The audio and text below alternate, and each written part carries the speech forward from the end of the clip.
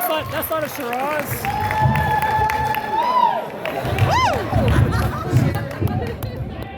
So we found the room.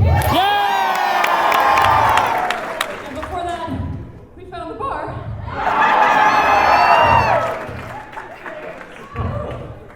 But it was like running the gauntlet, man. Oh, man. What? Like the original Gauntlet, not like Gauntlet Legends, the initial variant.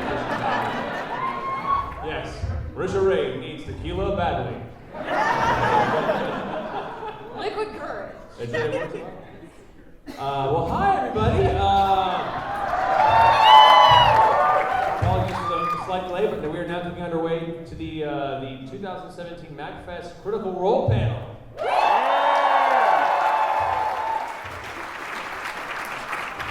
I guess we'll do some quick introductions, since I think people here probably know who we are. So I'll make them very quick. Hi, who are you? Hi, I'm Marisha Ray.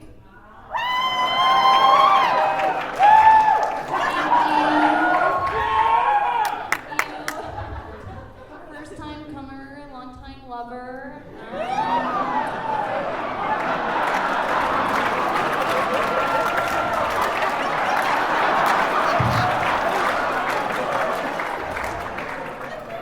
I play Keyleth, the slightly awkward half-elf druid on Critical Role. I am Matthew Mercer, and Hi, I'm the Dungeon Master. Thankfully, thank you. Most of you know the context, and for those that you don't, we're just not going to explain. But yeah, so we were a bunch of nerdy-ass voice actors that played Dungeons and Dragons once a week on Twitch, and the unexpectedly strange and uplifting phenomenon that has been you guys giving a shit is incredible, really.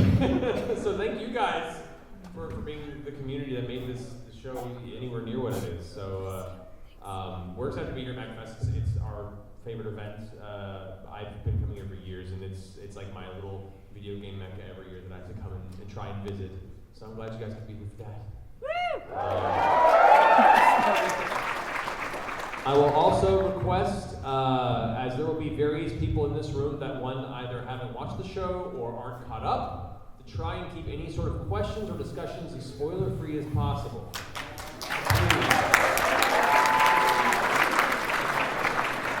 You know, use as much vague innuendo as you want to, but if it starts getting a little intense, I'll call you on it, or Marisha will call you on it, and then I probably won't call you on it. I'll call you on it, and we'll be good. So, anyway. I'm more likely to give a spoiler than probably anyone else in this room. I was kind of directing it in this direction. You probably, yeah. That was probably more for me than anybody else. That's a true story. That's a true story. Who here, raise your hand if you have not seen Critical Role. Oh! You are going to be so confused. I am excited for your journey this evening. To that, I'll say, you are all great friends. Good on you for being drunk here. Good on you. Seriously, we're some great friends. They owe you one tomorrow. We're not going to remember tonight tomorrow. It's Friday at MAGfest. Well, cool. So this will be primarily a Q&A. We'll do a quick kind of overview of how our weird show came about, and then we'll go into questions from you guys. I believe we have microphones set up here in the center of the room, so when we begin to open to questions, we'll go ahead and have you guys go and very calmly and respectfully line up behind the microphones. We want to avoid no close lining or pile driving, unless you are a Guile cosplayer, which I'll allow you one pile drive. Or in these circumstances. That's true. Not like 30 seconds when people are running, you turn into like lifeguards for a second. Yeah. Like, no, the concrete's slick. Concrete is slick, you guys. Take your guys' pulse. Guys, We're still alive. We're good. yeah. Oh, good. We're good. Taylor? All right, so if anyone gets crushed, it's Taylor's responsibility. Oh, yes. I mean, Taylor's responsibility. Make sure that you're alive. Thank you, Taylor. Oh, great! We're set! What happens if Taylor gets hurt? Do we have any other lifeguards in here? All right, we're good. We are apocalypse ready. This is the importance of clerics, you guys.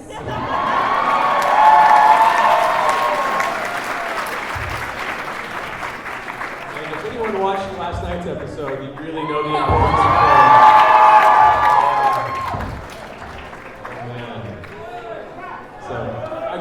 That's a good call. We should actually apologize in advance for our loopy mentality right now, because we did do our show last night, left at a 7 a.m. flight this morning with a layover. And we tend to not leave the studio until about 11:30, midnight-ish anyway. Yeah, except to unpack everything. And then we had to pack up when we got home, and then you have like the adrenaline, so you're like, oh, I can't believe I shot you such a bitch, and then it's hard to go to sleep. Yeah. It's basically my nights every Thursday night. Yeah. I know I should go to sleep, but this isn't my job for you. Well, good. I'm glad you suffer with us in the best way. I'm sorry. Yeah. Oh yeah, you East Coasters. No. Look, if we did any earlier, Sam would just be that much more late. True. It's honestly true. We made that time specifically because it is the earliest we can do to accommodate Sam. Basically, yeah. Mr. DuckTales. Those who don't know, they announced recently the DuckTales cast. DuckTales. Amazing. But Sam, our bard, is the voice director for that series. So I'm forever jealous of him for that. I mean, I just slowly turned into Mr. Disney. I know. Yeah. But they won't take him from us. They can try. Not like NPC did. It's so torn, because it's like, we want you to support her show Blind Spot, but if it doesn't come back, we get her back. So but no, watch the show. It's a great show. It's a really great show. But selfishly, they need heels. Look, it's nothing she hasn't, said herself. Yeah, like she's like, my D&D crew's go. It makes me so happy. I know. That's how you know you're winning. Or I've instilled a poor priority list in all of my friends. Yeah. One of the two. Yeah, biggest life curve job of my career and D&D group. What could possibly go wrong? Smash cut to me under an overpass bridge in 10 years. Slowly rocking instead of a cart. You'll have all of our Cook Roll t-shirts to keep you warm. Exactly. Anyway, so in the nature of opening the discussion with you guys, if you do have a question that's burning in the back of your mind, calmly and carefully, hopefully without the need of a lifeguard, start making your way towards these microphones at the front. We'll make 2 lines here. We'll alternate between you guys. I love because you were so adamant about your warning that everyone was like. And that type of control only comes from being a dungeon master. Yeah. Or yeah, this is good. Well, fantastic. All right. Wow. All right. So we will do our best to accommodate as many questions as we can in the time we have allotted for this panel. Oh man. Which means we'll try and be as concise as possible with our answers so we can get through as many as possible. I'm sure there will be many topics that we'll ramble on for an extended period of time. But we'll do our best to get through as many as we can. And if you don't get to your question here, bring it up in another panel. Yeah. It's completely not Critical Role related. That's true. That's fine. Don't just confuse the rest of our panel. All right, you choose. Okay, yes, you. Left first. I can hear you. Yeah, you're good. You can, if you want to tilt the mic down a little bit, there you go. Yeah. So I know you guys go to theaters, which also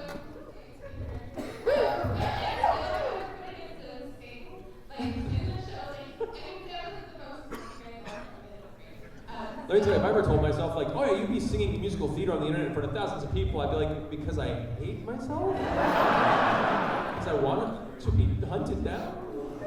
So thank you that we have an opportunity to continue. So you can cast any musical with either the cast or the characters. What would it be? If I could cast a musical? Yeah. Like if I could. Yeah, like if you guys could just put on. If I could put put on a musical? Oh. It's like the power. You go first. I mean, we all have our very deep-seated, obsessive love of Hamilton, but it's hard to do Hamilton better. Yeah, that's the thing. Sorry. I would say, just knowing our types of humor and our love of Trey Parker and Matt Stone, I'd probably say Book of Mormon. Yeah. God, that's such a great show. And a Mormon just believes. Yeah. If I was to like reinvent a musical, because okay, so you could go one of two ways, right? I guess you could be like, oh, I just want to direct this and make it the best version it could possibly be in its pure state, or you could turn something on its head, like a really terrible musical, like Cats. So maybe I could do. Oh man, now you're giving me ideas. Maybe I could do like 2017 version of Cats, and it's like lol cats, and it's all like internet memes, you know?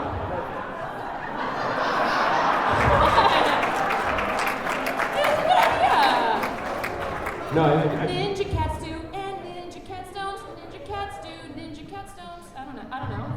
I feel like the cat that had the pedal put in its head and then solved her. Yeah, that could go into, that's magical Mr. Mistopheles right there. Okay, points. Cats. Such a bullshit answer, by the way. So, Kick-ass. Kick-ass. Hi. Hi. I just wanted to say thank you so much for just being you guys and just being wonderful and getting me back into D&D, getting me into 5th edition because I'm coming from 3.5, that sort of stuff. So thank you for that. Awesome. But, so my question is, I guess it's sort of a merchandise question because do you spice?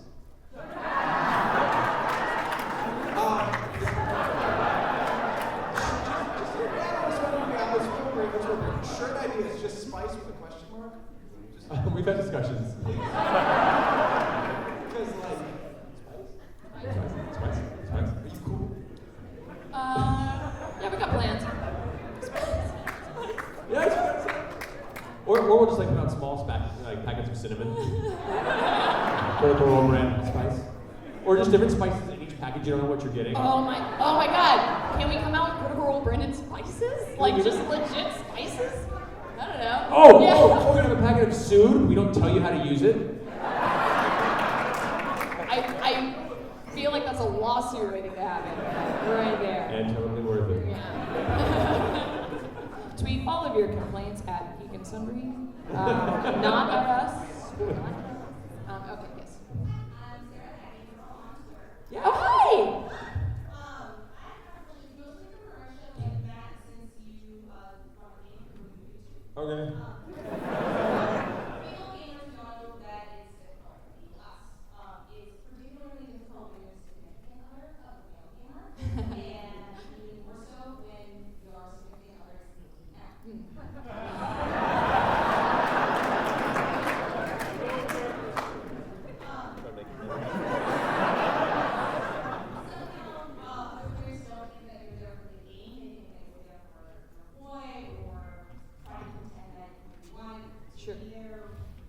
Sure, yeah, all the things.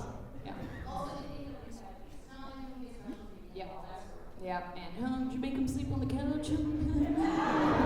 How many times have I heard that one? Anyway, keep going. Obviously, you have dealt with this before. How have you dealt with it, and how have you helped deal with it? Oh, that's a good question. Yeah, I mean, there's been a few times. I think there was a little bit there for a while that even our fellow game players were like, Marisha, you know something, and I'm like, I really, I would love it if you talked to me, you guys. I would love it if you talked to me. It just doesn't. She'd come into my office at times as I'm working on game stuff, and she's like, "Hey, Matt," you're like, "Don't look! Don't look at me!" It's only that, Mom. Yeah. You're supposed to knock. Push your maps in the corner. What? Yeah, he does a lot. He does that a lot. That's all true. That's what's funny about it. Yeah, but and I've gotten that people have been like, oh, is Matt being easier on her? And then there are also certain people who have said the opposite of like, they think he's being harder on me in order to really prove he's not being easier on me. And it's a catch-22, but luckily I think there's especially a lot of us who are starting to come out of the woodworks these days, and we're like, no, we're on the level, we're cool, we have a pretty good separate DM and player relationship. Yeah. Well, And we try to respect it, I guess. And respect is the key, because when you consider that a person is at the table to play the game, they want to play it for the challenges in the same level that everyone else does. I mean, yeah, you may seem like, oh, they give you special treatment. It's like, you're disrespecting her and her interest in being a gamer and wanting to come at this at the same level and challenge everybody else is. So it's just being able to distinguish that difference and respect as players at the table that that's not the case. Yeah, cheating's not fun. Because that's what people have always said. Like, do you go into his notes? Do you like sneak into his notes, into his binders? And I'm like, no, that's dumb. I have that shit alarm. I know. Yeah. Thank you very much. No, that was a good question.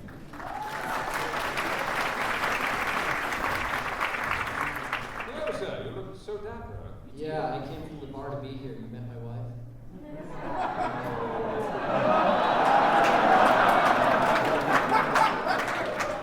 How are we doing drinks good?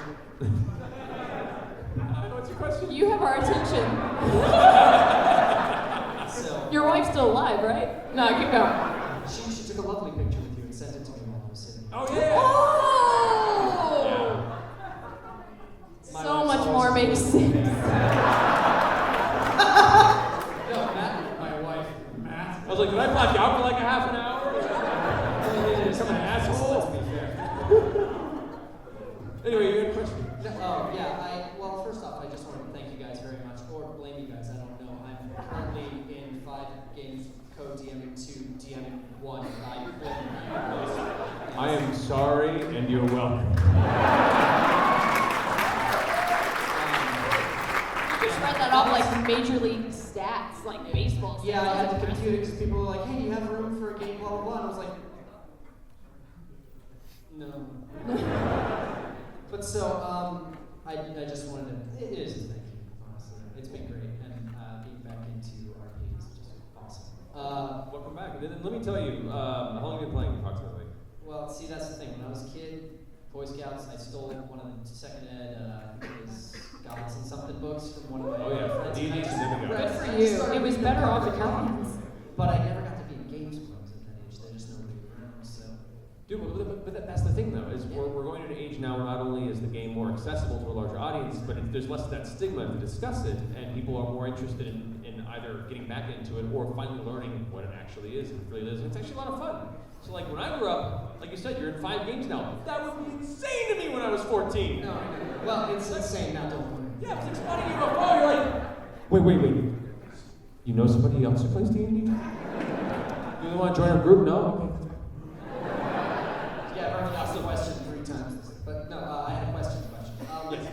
This is with DMing. When you have a group and they write nice backstories, and then you go and say, okay, I can create this around all of this, and then it's like, okay, now whose do I do? Will that piss off everybody else whose backstory isn't time yet? Like, say if someone is on a vision quest or something for a long time. I don't know if that's... Stand vision quests. So whose backstory do you choose? Like what order to go in? Yeah, like do you have some way that you try to prioritize that? Or I think it depends on their backstories and considering what level of difficulty that might come to fruition. If someone's backstory deals with like a drug lord that, crossed their family and they're trying to get vengeance on them, that could be like a fairly low level encounter that could have some, long running kind of background elements you could tie to the future. If someone's like, well, my backstory is, I had one of the evil gods devour my people in a continent and sank into the ocean, you're like, I'm not getting to that to the later levels. So that does help at least prioritize somewhat as far as like the scale of the group's power. If there isn't that easy to discover priority list per se, then see if there's anything you can combine. See if there's a plot from one backstory and another that they thought were completely unrelated and suddenly tie into being the same group or the same villain, or perhaps there was less of perhaps it's fate they came together for a specific purpose, or just tell the player, hold off a while, be respectful. I can't do everyone's story at once. This is going to turn into The Wire. So yeah, that would be my biggest recommendation. It's a hard balance, it really is. Like, I haven't really had the opportunity to get too deep into, like, I've touched a bit on Scanlan's story, and Pike, she just hasn't been around. But like, the first player to really get a heavy backstory element after 2.5 years of gaming was Percy. After that point, I hadn't really tied anyone's backstory into it so heavily. So don't feel like it's something you have to front load either. And I think like the twins kind of went first because their dad happened to be like the president of Seaborn, and which is like kind of like our town. We're one of our neighboring towns, so we kind of ended up dealing with some of their stuff at the home game. And I remember the first time when they were like, "Hello, Father," and we were all like, "What?" Because they didn't like tell us that. It was like a 4 a.m. episode. Yeah. Because that was like the first time we'd really gotten to anyone's backstory stuff. So we were like, "Plot twist." Anyway, continue. Well, that was just thank you. No. Thank you guys so much for what you do. It's cool, and I look forward to it every week. Thank you. Good on you for taking up the mantle of helping Dungeon Master other games. It's I can't emphasize it enough. As for so many years, I've known people who are afraid to pick up the mantle of Dungeon Master. It is daunting, it seems, but it's a thrill in its own right. To create a story, to create a space for your friends to play in, and that's your gift to them, and let them kind of live and breathe and write stories within that space that you created. There's no feeling quite like it. Yeah, and on the other note, there's always the thing of, I have all this stuff created, and I can't tell you this yet, we're not there yet. I know, but once you wait for the right moment to release it, you go, here, and they all go, what? I don't know which mic to drop, like 6 on the table. Yeah, you know what I mean. Good question. Yeah, I remember when you went to go get drinks with Eric, he's my writer for Signal Boost, and you were like, hey man, I'd really love to go get drinks, and he was like, oh, okay, yeah, sure, man. I've never really hung out one-on-one. I'm not sure what he wants to talk to me about. And then his story, his side, is that you sat him down and you were like, dude, okay, here's what I'm planning for their campaign, and I have to tell someone. And you like dumped the entire campaign on him. Yeah, I think him, Matt Colville, and Chris Perkins are the only people that know what the next arc in your campaign. Because you can't, once again, you can't talk. I can't tell anyone, Yeah. I'm like, have to tell somebody! Yeah, Eric came back with like gray hair, he had like seen the future. Snowblind. Cataracts. 4 years. He had no legs, it was weird. I had a question. Hi, my name is Joe. Hey! Hey, Joe. Yeah, I started playing Dungeons & Dragons 2 years ago, a little over 2 years ago. Awesome. in the summer. Yeah, I started off as a DM from a group of friends. I started off with 8 people. Both feet first. You started as a DM? I started as a DM. Talk about training with weights on. Yeah. Very fast workout. Currently right now, I'm playing with a very good group of people. We're playing through Tyranny of Dragons right now. Oh, yeah. I'm working on a campaign on the side that I'm also keeping locked down and secret, you know. But my main question is just general for both you guys. It's just whether DMing or just as a player, what is your favorite monster, you know, out of all, whether to fight or just use? Aww. I love displacer beasts just because they're displacer kitties. So cute. They think they're, oh, you're so scary, aren't you? You think you're scary. That's how you beat displacer beasts. Is you're just like, you're scary. You're gonna hate them when you're back to your new campaign, level 3. Yeah, totally. No, they were really hard at like level 3. Yeah. Also, like, I mean, beholders are kind of like iconically amazing and hard to fight, and each one kind of is a little tactically different. I love them. Yeah, they're hyper paranoid, they're just strange, and dangerous. Those are fun. Beholders are a good choice. What about you? Look, I have yet to been able to use it in a campaign, and when I opened the monster manual, the 2nd edition monster manual in my freshman year of high school, and I saw the Godzilla-like artwork, I fell in love immediately with the Taraz. I like the idea of an entity that is such a powerful force of nature on such a mythological level that it just slumbers beneath the surface of the world and emerges once every generation or so to just rise up and eat for weeks, eating its path until eventually it's either defeated or is quelled its hunger and then just slumbers back into the core of the earth again, supposedly in an infinite loop for all of time. That's fun. Also like hyper magic resistant, vorpal bite, trample attacks. It's fun. So fun. Super fun. Hope they never run into one. Fun. Thanks, buddy. What's up? My name is Keith. Fancy. What was it? Keith, like a candy bar. Oh, Heath. I misunderstood that. Everyone does. Hey. There's a fan of Heath bars, I'm sorry. Anthony Birchlatch, he got it the first time. Yeah. Well, Anthony, smart guy. So my question goes to both of you.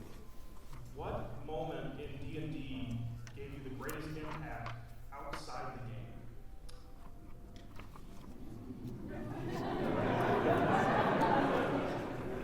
No pressure or anything.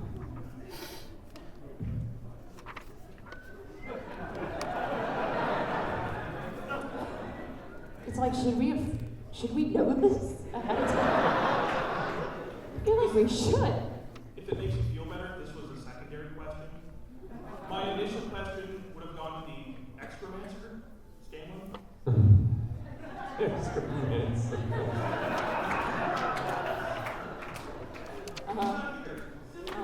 Fair I'm enough. sorry. No, And I couldn't even attempt to answer a question like Sam can, so I'm not even gonna try. I mean, I would say two moments for me, and one's going to be legitimate, one's going to be a little cheesy. Legitimate one is the moment that I decided to become a dungeon master as a performer, because it was a lot of pressure, but it also allowed me a space where I could create and understand so many different varying character personalities from my imagination and give them life, give them a voice, give them a personality, and play in that space. That it helped me hone a lot of the skills that I still use today as a professional performer. So deciding to be a dungeon master in a space where the only experience I had was one dude who was a really bad dungeon master, and I kind of became one out of spite as a reaction to his campaign. Really nice guy, but just not that great of a storyteller. So that was important to me, and honestly, like, it sounds cheesy, but the moment that we decided to do the live stream, it went against a lot of our instincts for such a personal game, and we were like, I don't know, man. We all had our brushes with the internet. The internet, being a mob of flaming torches and pitchforks, and so we were like, okay, do we want to set us up for this type of heartbreak? So I think our decision to take it to the stream and hope for the best led to 2 years of this. So, yeah.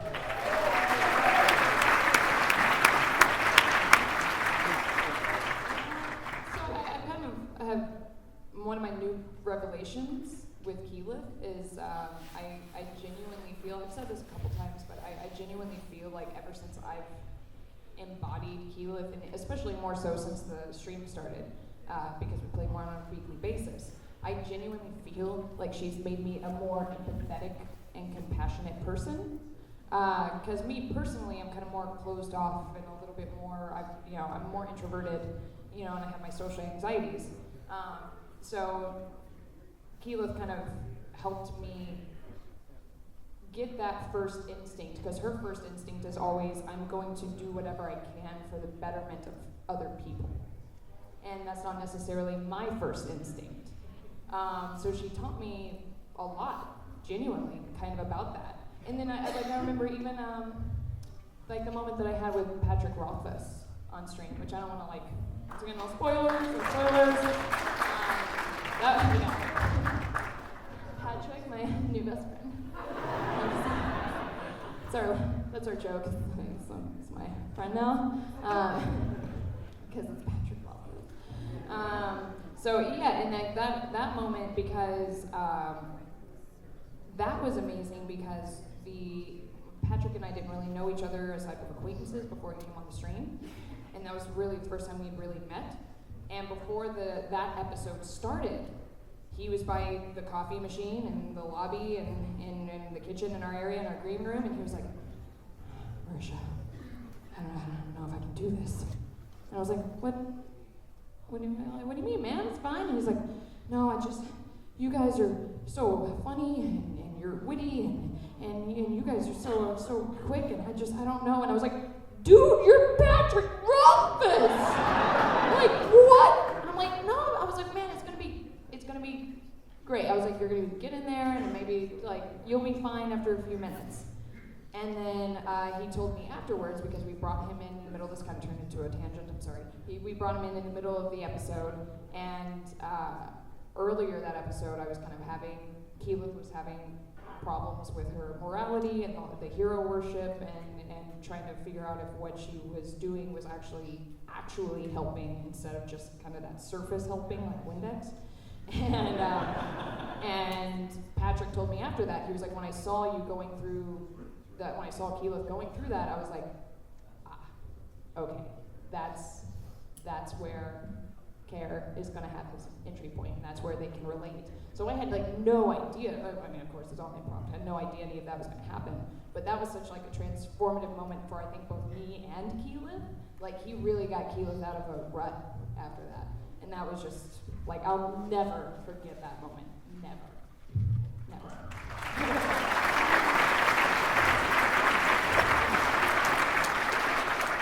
That's a good question. Sorry, I talked for a long time on that one. That's okay. Keep going. Hi. I'm really nervous. First, congratulations on your engagement.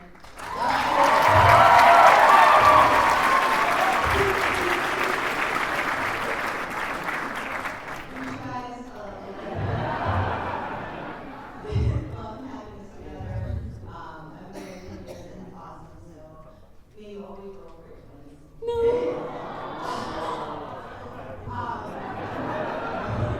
You're adorable and just inspiring.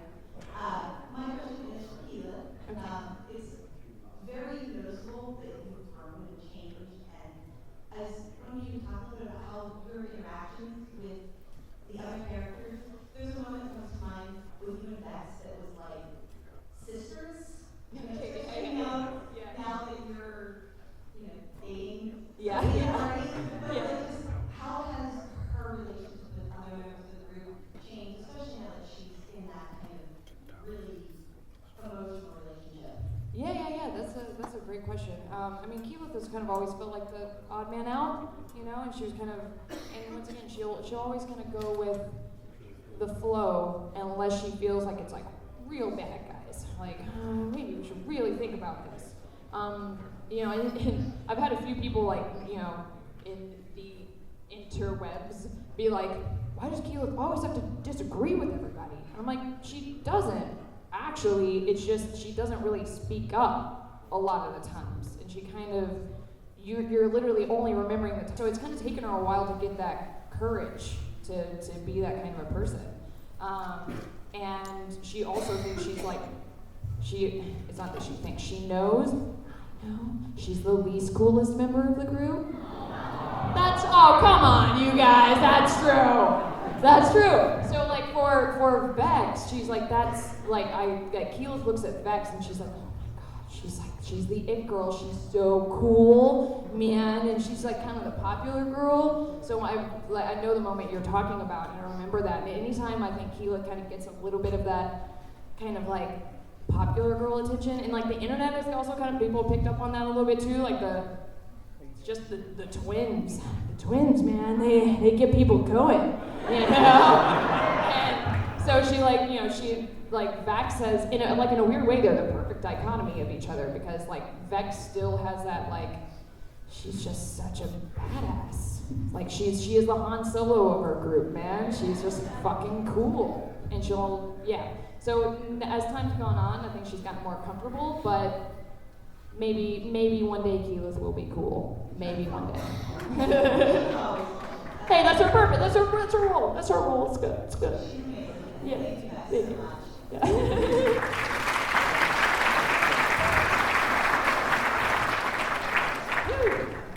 Speaking of couples that game together, my husband and I have been gaming together for about 13 years, and we have 5 games going between the two of us. Nice. So, Congrats. Yeah. But basically, a couple years ago at MAGfest, they had a panel called Beyond D&D, and we learned about a few games there, like that. There's a lot of games out there that are similar over to Dungeons and Dragons in the mechanics, but then we learned about a bunch of games that are completely different, like things like Dungeon World, where it's just moves and 2d6, and Dread, where it's you get to hour instead of dice. So I was just wondering if you guys have ever played games like that, either of those two or other ones, and what you think about those style of games. Yeah, I've played a number of systems growing up. I mean, D&D was my first introduction to RPGs, and will always be my dearest because it kind of, for a lot of people, was the introduction and kind of the kick-start moment of the genre as a whole. But I grew up playing the Palladium universe, for better or for worse, through like Rifts, which is broken in its own right. I love Call of Cthulhu tremendously. Dungeon World's a great system, actually. I've only had an opportunity in recent years to try that one out. Exalted was fun because you're basically playing an anime character being ridiculous. You get more benefits for explaining and having the most ridiculous combos. Like, oh, that's even cooler. Then you get more cool because you're so cool because anime. So Exalted's fun in that regard. A lot of the White Wolf stuff, World of Darkness is a lot of fun.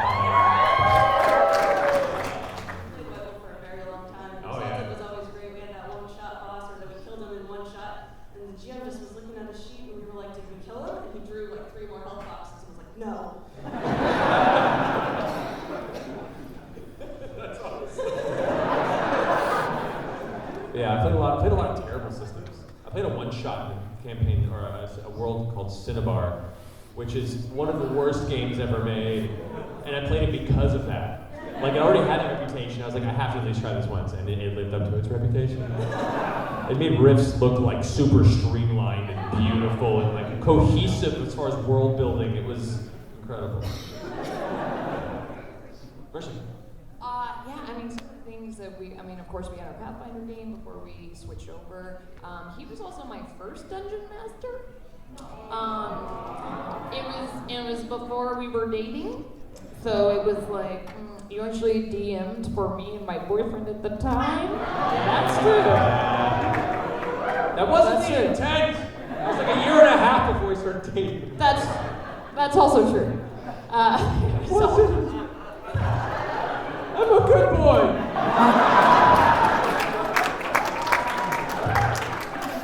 Very respectful. I was crushing on her hardcore, but very respectful.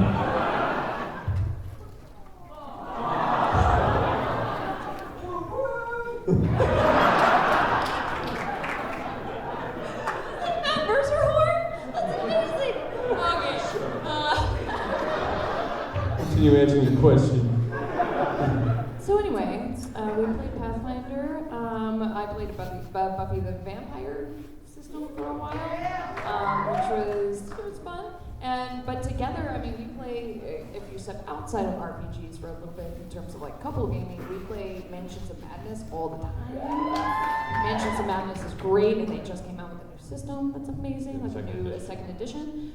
We also play a lot of Minecraft together because it's kind of like our just come home from like a 14-hour day and just need to like zone out and just like hit blocks for like an hour. So that's kind of what we do. It's like our Zen thing, and you get like the nice Minecraft Zen meditation music, and you're like, this is almost like a spa. Yeah.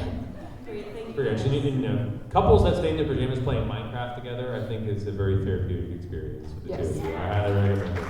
So if it's like a rainy day outside, just get yourself like a cup of coffee and sit there and be like, hey babe, you wanna build a castle out of this mountain? Like, oh my god, that's the best. Let's do it. Yes, I do. Let's raise some sheep. I'll get the cows, you get the sheep. We play WoW so that I can take over towers as Driver knows. There you go. Yeah. We play WoW together too. Yeah. Totally. Good times. Hello. Oh, it's Becca. Hi. Becca's the like light was OG obscuring critter. you a little bit, but I can see you now. Can't really see you now. I can see you now. There you go. Just so you guys know, like Becca, I think is legitimately the first critter we met at a convention after the show had originally launched. So Becca's been there from the beginning.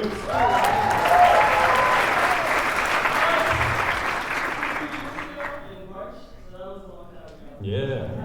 So my question is actually about your playlists that you guys started doing, because I love them, and I've probably listened to Vex's first one and Keyleth's first one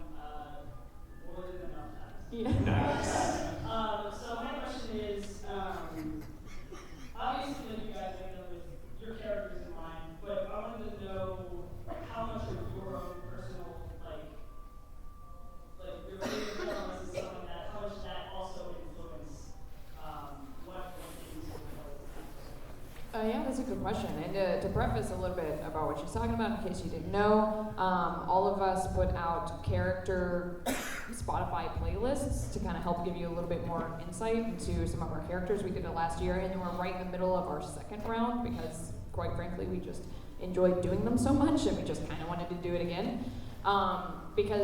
And for all of us, we're all music lovers. I mean, who's not a music lover? This is MAGfest. Everyone here's got to be a music lover, you know? So we wanted to do it again, so you can all find them on Geek and Sundry Spotify. I actually went searching a decent amount for a lot of my stuff. Like, it definitely has a lot of my musical influences. My dad raised me on a lot of bluegrass and classic rock and folk and things like that. I grew up in Kentucky. So this part of the woods, you guys. They're all songs that I love and you know, that definitely speak to my influence of music, but still very much have that Keyleth taste. And we get like really anal retentive about them. Like, we'll be like, no, it's not perfect enough. It's close, but not enough. And like, we've spent months on those finding the perfect songs. I just pick songs that I do and like. It's not true.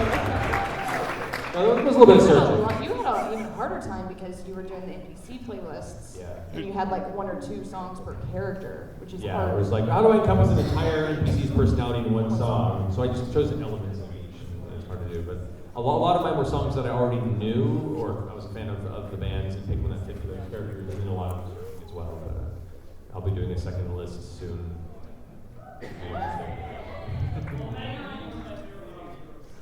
Which one? Oh, Bangarang? Oh, yeah. All right, yeah. It's a good one. It's a good one. No, thank you. All right, well, I think we can get all these questions done in the next 7 minutes. There's a panel after this, right? Are you Gilmore? Damn right.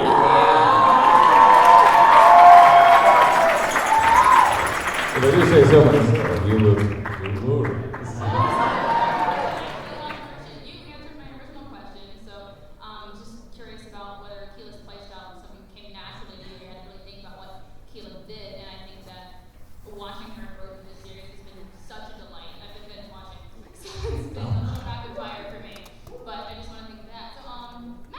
Yes, hi. We've seen all these wonderful NPCs come through that maybe you had a plan for, maybe were small and kind of got away from you and ended up a little longer than you thought they would in the series. So I was wondering if you would share with us a quirk, a tidbit of backstory, personality trait that you would have liked to work in for an NPC that just kind of never made it into the game. Oh, that's an interesting point. I mean, and who knows? Some elements might still come in, per se. Who to pick? Because it's interesting. You try to prepare as much as you can as a dungeon master, but the players always inevitably go nowhere you expect, and you end up throwing half your stuff out the window. And that's part of the fun of being a dungeon master. You go, okay, let's see where this goes. I've been really excited that through the Marquette journey, they've got to see a little bit more of Gilmore's backstory, which is fun. I've seen some more about like Alora's history and like the initial adventuring party a bit, the original Battle of Thorak and stuff like that. And, I would say there hasn't been enough time or interaction between in Vasselheim, the Platinum Sanctuary, and Highbearer Vord, and kind of the history of how Kima came under his training and their relationship, which is mutual respect, but also tenuous teacher and impetuous student, even for as many years as they've been working together, and as high rank as Kima is within the order. We never had the opportunity to really explore that too much, and I don't know if we will, depending on where the game goes. Maybe we'll see. But yeah, Kima has always been kind of a personal favorite of mine, because it's a character archetype I never got a chance to roleplay too often, which was all right, you guys are planning. Are you taking too long kicking the door anyway? You know? And I love that. I love the individual that while wise, you know, and understands and never acts in a way that would endanger people, you know, and is plotting well, but still gets impatient and will push even their plot forward in a way that'll freak everyone else around them, but they won't tell anyone that I got it under control. And at the end, when everything works okay, they're like, what are you doing? Like, oh, it was fine. I had a plan the whole time. They're like, what did you say anything? Forgot. And Kima works in that realm a lot, so I don't know. We'll see. Middle. Awesome. All right. So we got a few more minutes. We do have a panel, I believe, after this, right? I think so. Yeah. So we won't be able to stay after. So I'll try and get through a couple more questions as fast as possible. And if you don't get your question, like I said, come to another panel. Go ahead and keep it in mind. And if you don't get to MAGfest, maybe hit it on Twitter or Hi, I'm Ben. Hi, Ben. Hi, Ben. Thank you for your amazing game, but also thank you for creating this community of people that has surrounded you. I so many of my now closest friends because of you guys, and I can only thank you so much for that. Back to my question. My Twitter game online is taking 1 year next week, and I play Aircraft Resource. And my question to Matt is, how you, if you even thought of it, implemented Aircraft into your world at all? Do they have any roles specifically for the giant serial plane or the aeronautical plane or anything like that? Or have you not even thought of it? No, well, the campaign guide, as it comes to fruition later this year, will have information about that. They're not well known within most civilized areas in Tal'Dorei, the continent proper. They do exist on the outskirts of society and usually don't interact on this continent too often with the fairer races, I guess you'd say. They are a little more common on other continents, specifically Wildland. So, yeah, as much as I can tell you. Good question. Quick question. Like you mentioned how the internet can be just a mob of angry people with pitchforks. No. So my question would be like, how do you find the conviction to stay true to what you think your character would do and what you think your character's arc would be, despite everybody being like, oh, they shouldn't do this or they shouldn't be in that situation. Much to their chagrin, I'm sure. I just don't listen to them.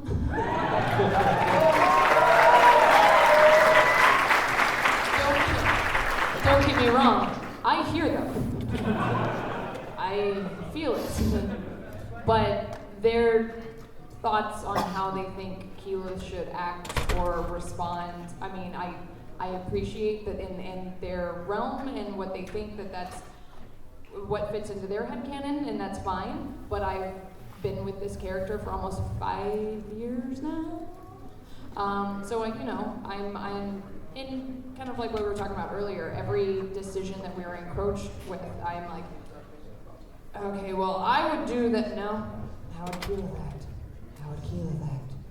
No, this is what she would do. So I like there is thought behind all of our actions, and even some of them are impulsive, but even in that moment, we've been with these characters for so long, we know them pretty well. Yeah, to add on to that too, realistic characters are complicated and full of contradictions and flaws. Not perfect.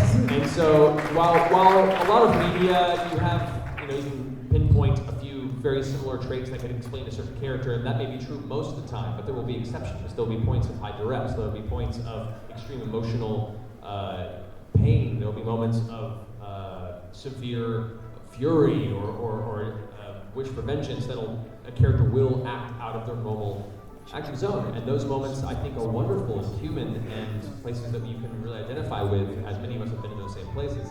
So on one might like, no, why is that character doing this? That doesn't make sense. It's like, how many times have you done some things that didn't make sense and you may have regretted down the road? So it's, that's part of the process too. And we also understand that passion is passion. And everyone, every episode we get that barrage of like, oh my God, why? And our first response is like, because. And then we all kind of calm down the next day. We're like, yeah, it's all right. No worries. All right. Maybe time for like one or two more? One or two quick ones. We have to put the next panel in here because we don't want to hold up the rest of the evening. So yes, two more quick questions. Those of you who were so sorry about coming to the panel, please bring it with you next time. Yes. Mwah. Hello.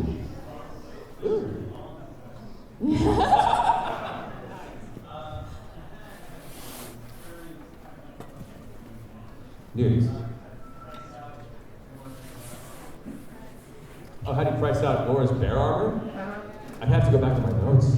A lot of that is like spur of the moment, trying to figure it out based on like, well, the time of an actual suit of armor, and then like barding for a creature, and then custom barding for what is a non-common creature have armor constructed for it. It'd be like double or triple the cost, and then you can see the materials involved are, rare materials, and the quality of how they were harvested.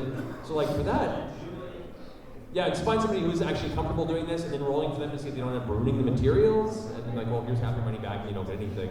You can be that complicated if you want to. You can say like, it's 5,000. Here's your armor. Depends on how you want to run your game. I kind of run in the middle of, not too overcomplicated, a little bit of just keeping the narrative flowing.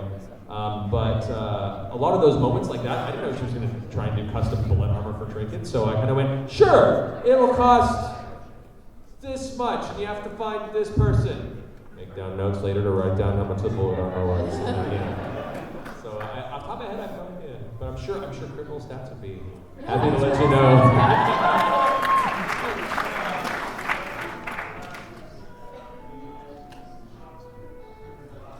I don't think we can get some shot, but it's awesome. Thank you, buddy. Thank you. The final question of the evening, Monsieur. Happy to be back.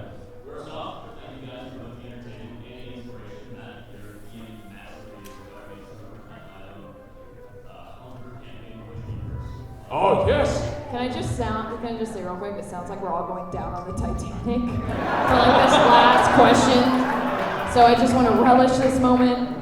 Proceed, Green Arrow, proceed. So, this is more for you question. Having gone through the same thing with Keyleth, has there ever been an instance when the football campaign really started that it felt like it was going to come off the rails or just not? Like when we started streaming? No, before streaming. Oh, before streaming. I would. It's hard. It's hard to do that when. Well, I've been gaming for a long time, and it comes with experience to learn how to bullshit your way to get things back on the rails. It may be by the seat of your pants, but as long as the players are having a good time, it's better to let them guide that. So even if it's completely away from your story, and you're like, all right, I wrote 3 hours of story that we're never gonna see. That's fine. Players having a good time, you just kind of let them roll and see where the story finds itself at that point. If you can find a way to connect it back, try to. If not, finish the session. Thanks guys, that was great. And you spend the next week going, oh shit, how do I bring this back? Downtime as a DM between sessions is huge to try and tie those threads back together, but you don't want to feel like you're pushing the players back because they went too far beyond the boundaries. I think it goes against the nature of what makes D&D so special is the fact that you can essentially push in either direction and not find an invisible barrier and run off the corner like a bad Resident Evil character. So yeah, I don't think there was ever a point where I felt like it wasn't going to work. There were definitely many points where I was like, I have no idea what's going to happen, and the session ends, and I'm like, all right, I got homework. Again, guys, some game.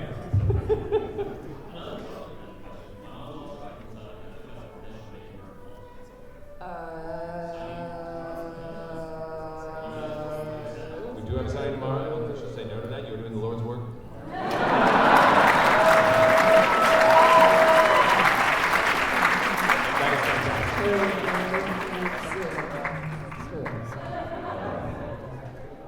Guys, thank you all so much for coming to our Critical Role panel.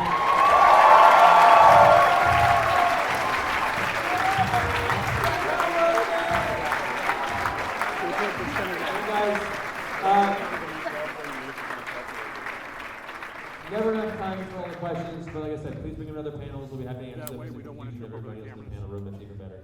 But anyway, have a wonderful night. Drink well, game well, enjoy, and we'll see you guys throughout the weekend.